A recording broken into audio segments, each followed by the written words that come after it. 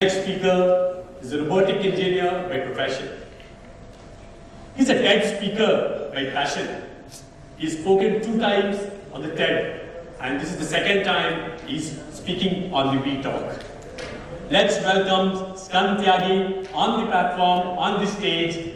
Today, Skannd, welcome. So today, the topic Skannd is going to speak about is about startups.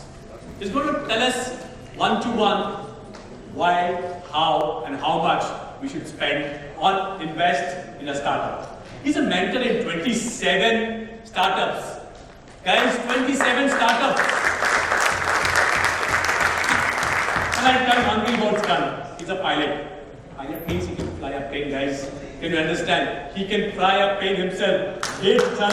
I think it's a great talk, and you'll benefit from it. The stage is all yours. Thank you for the warm and humble introduction, Edward. Good afternoon, everyone. The topic of today's talk, of course, is Startup Investing 101. What I'm trying to do here is trying to just break the ice and introduce this subject of startup investing, because in the last year and a half, I've interacted with a lot of you people, and there are a lot of questions regarding why people should invest in startups, and very basic level questions. The talk today is structured around very, very basic things. We have monoliths in this room like Abhishek and Pankaj, Alkesh, who've been very, very active in the startup circle, but this is my humble submission that it is a very, very primary introduction to the entire world of startup investing, and I would like you to just get an idea. A lot of members are interested. We're going to have a We Invest session next month, and I think this is a perfect opportunity for everybody to understand how and why they should invest in startups. So this is basically the core definition of a startup. But if you ask me personally, I feel that a startup is when a group of individuals come together to find the right problem to solve. That is what a startup is.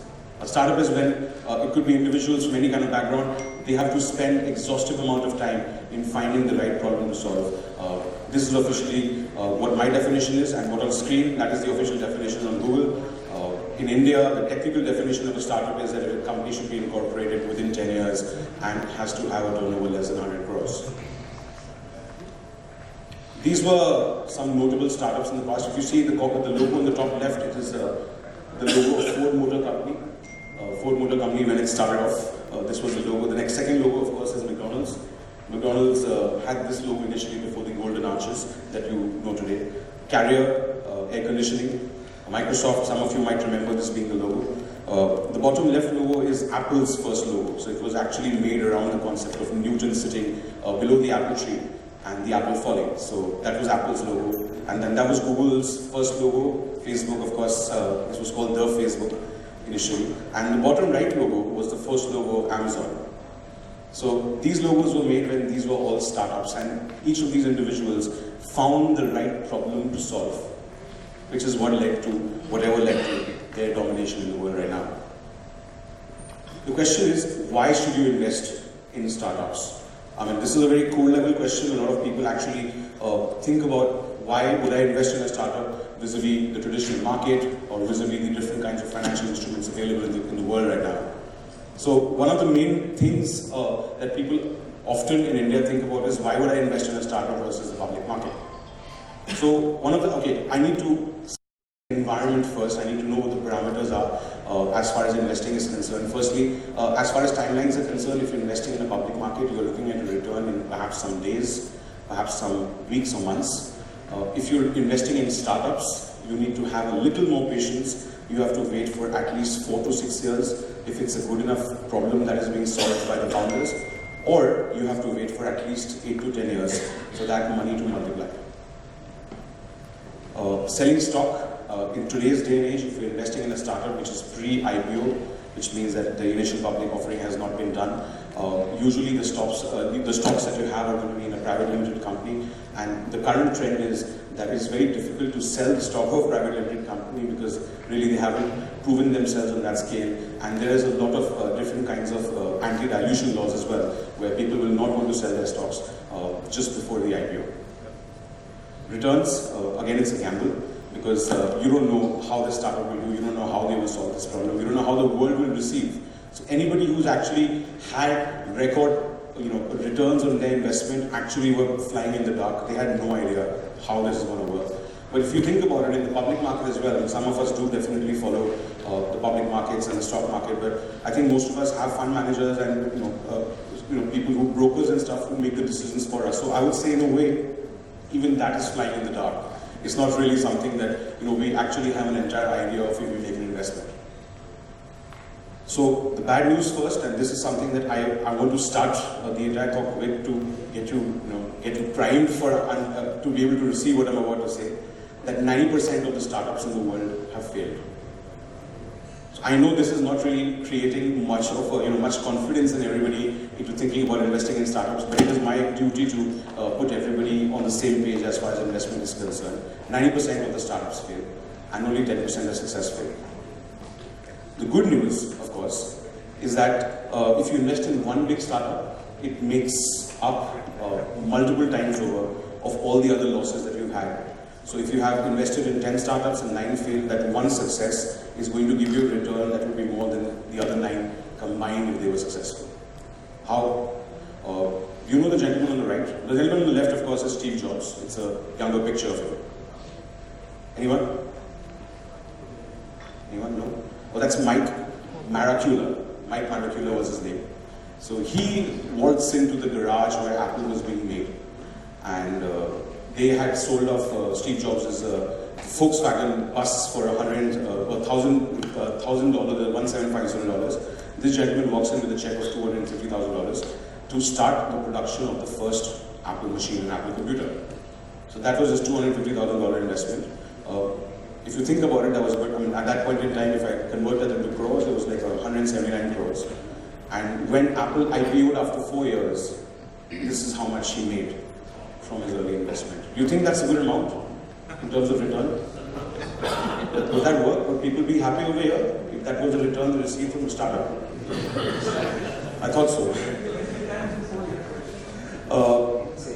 Value creation now has shifted away from the public domain. So most of the startups that are actually doing some incredible work are trying to vest their shares as long as possible. They are trying to remain a private limited company and not opening up to the public. Why is that? Because they don't have to really go for they don't have to go for the expensive accounting that comes along with it. They don't have to actually go along with answering to the shareholders, because there are so many and everybody comes with their own perspective, all of these things. So companies try to hold on to their equity and they hold on to not going public. Now, if you see the difference between the last 10 years and the 10 years before that, and 20 years before that, you will understand that if you see the private value creation that was created, say from 1980 when Apple was IPO'd and they were having the kind of returns, to say Salesforce, which was just mentioned earlier, Mark Benioff, you will find that a lot of people who bought the shares after the IPO also made a lot of money.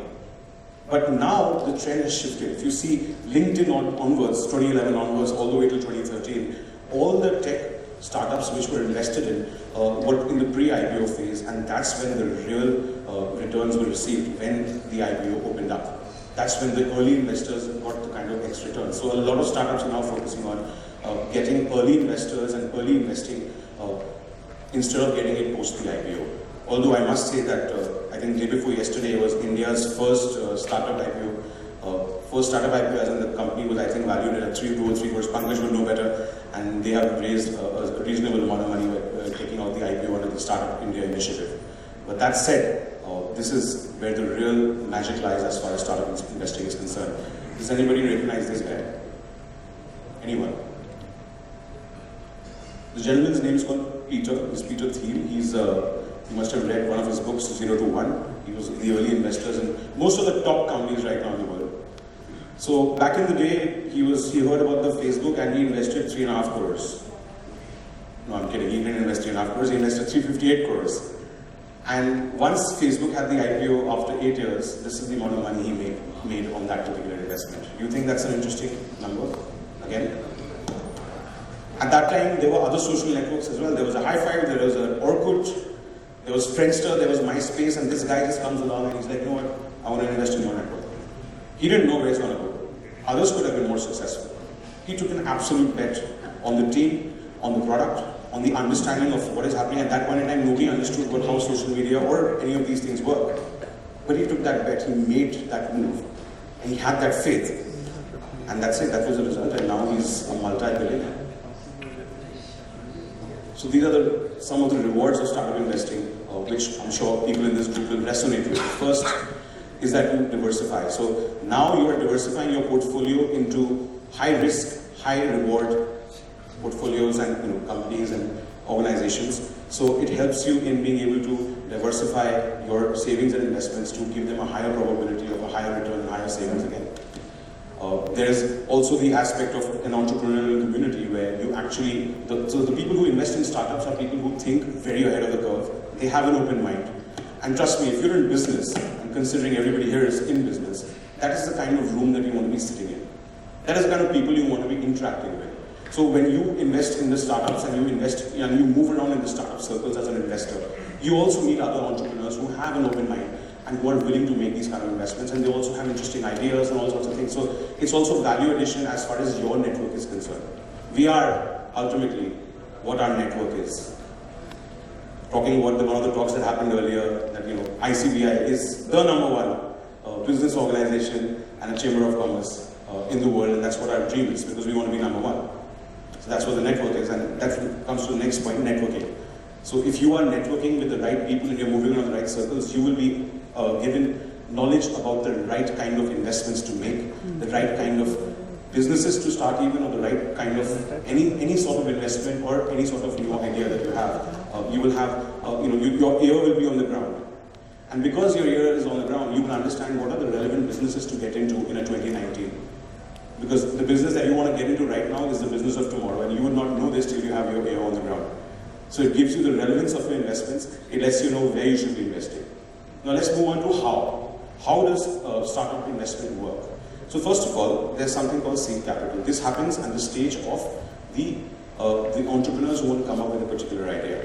Now usually seed capital is something which I would use my savings in. If I was a startup founder, I would ask friends and family for free fund a loan, and try to get some basic product together to see if that product is actually going to be successful. The next stage, of course, is angel investor funding, where you have a product and there has been a proof of concept of this product or service that yes, it is actually solving a need, solving a problem in the market, and people are accepting this product and people want to pay top dollar for this product. So that's where the angel investor funding comes in. This is of a larger nature compared to seed funding, but this is usually used for setting up the basic tenets of the company, setting up the basic teams and the infrastructure where that company can actually become bigger.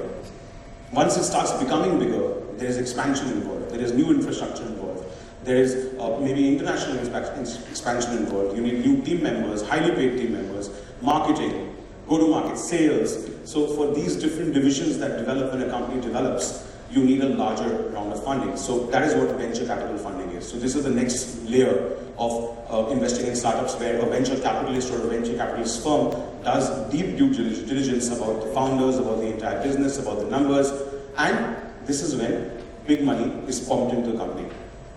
After this, you have the mezzanine investment rounds or bridge loans. Usually this is used when there is a cash flow crisis happening, when the company is growing. I mean, we all know that if there is a cash flow crisis and a company is still growing, it means that it's growing at a very rapid pace. It requires that kind of runway to be able to sustain itself, to reach where its true potential lies. So this is where this funding and this investment method comes in. And of course, finally, you have the initial public offering. Current startups are trying to distance themselves as much as possible from this, but once this happens, this is when your investment actually gives true fruition. So the ultimate goal is an initial public offering. Before this stage, there could be people who want to take over. There could be mergers, acquisitions, and all sorts of different things. But that is for a later time. Today, my topic of the talk is very, very fundamental, so that everybody's on the same page. So this is the entire process of how we can invest in startups. And as far as where it's concerned, come for WeInvest. Come for WeInvest when we have it. We're going to have it next month. We're going to be having wonderful startups coming and pitching. This entire room will be able to get an idea of what kind of innovative stuff is happening in this country, in this city where we live. and you will have an opportunity to have the investment and make an investment in an idea or a company that's going to actually become a super hit. So yeah, thanks for your time. Thanks for this afternoon. Thanks for